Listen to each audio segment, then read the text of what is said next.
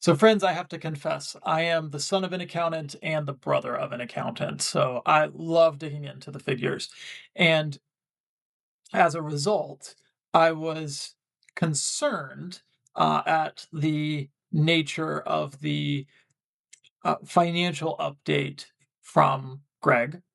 And in two ways. One is you got to connect the dollars to the impact, especially when you're asking for more. And that's done to a certain extent in the challenge brochure, but there's no actual metrics regarding how we've impacted church development, church multiplication, and conference care. There's no very few I mean, like there have been stories in the past year, somewhat, and some conferences organized, and again, those are good things. But when asking for marginal additional dollars, um, it is lacking in terms of painting the picture, telling the story. So the $100,000 shortfall is concerning to a degree is for an organization, but what's more concerning is a lack of fiscal discipline leading to a cost overrun beyond the budget that we all voted for in the 2024 annual meeting for 2025.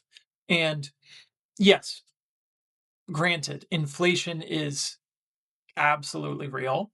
And actually, benefits inflation was 7% last year.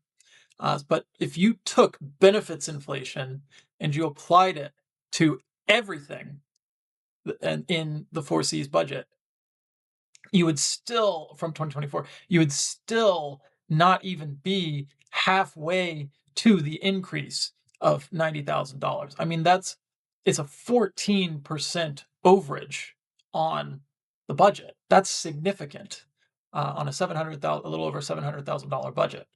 So, okay, great. We have inflation, and if you go way beyond what is reasonable inflation, you still have half to account for. And really, the only two line items that there's really only one line item, formal line item that's extraordinarily flexible, and that's travel. So presumably there were increases in travel, and I think we can see that based on the location of the conference, the annual gathering, and you can also see that based on some of the additional meetings and even some additional meetings on site instead of over Zoom, and even I'm sure interviews and the selection process for the new conference minister. So all of that it checks out to a degree, but there's still plenty to account for in terms of even if you have 10, 15, 20, 30% increases in travel, there's still dozens of thousands of dollars to account for.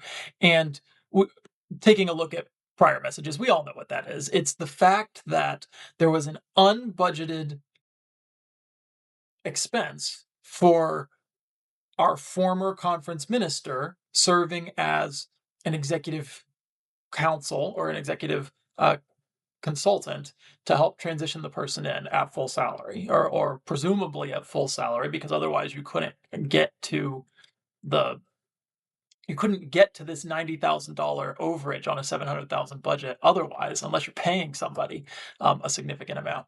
So I just want to and these are not bad things or evil things, but I just want you to consider as pastors of individual churches, if you said, "Hey, I'm retiring, and we didn't decide this as a church, but I'm just going to pay myself an extra a little bit more than quarter of my pay after I retire, so then to stick around for a little bit." By the way, not doing much, presumably not doing much net new to support church development, church multiplication, and conference care.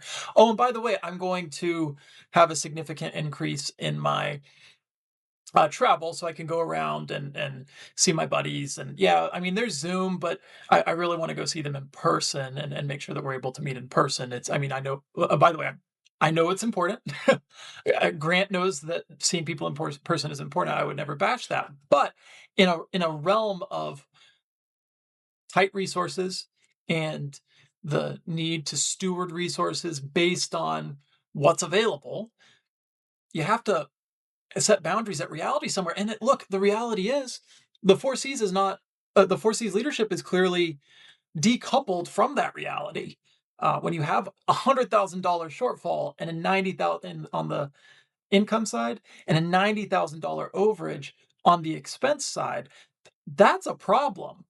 And the problem isn't that you're not giving enough. The problem is that they're not telling their story well enough to inspire you to give, and they're not working hard enough to be efficient and effective with the resources that you give them.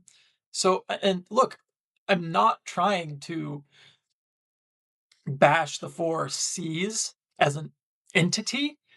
I'm trying to say we really need to, and I've said this many times in many ways, we need critically the congregational movement in this country and honestly in the world and needs to have better stewardship of the time and resources that we pour into our leadership, and that requires some new skills and mindsets and processes put in place for our leadership.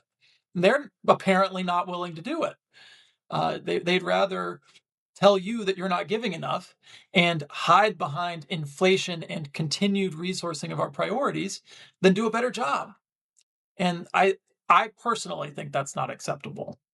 And I think that you deserve better. I know you deserve better. I've said that multiple times. And I hope that whatever the Holy Spirit says for you in this matter and in for this conference, that you act accordingly.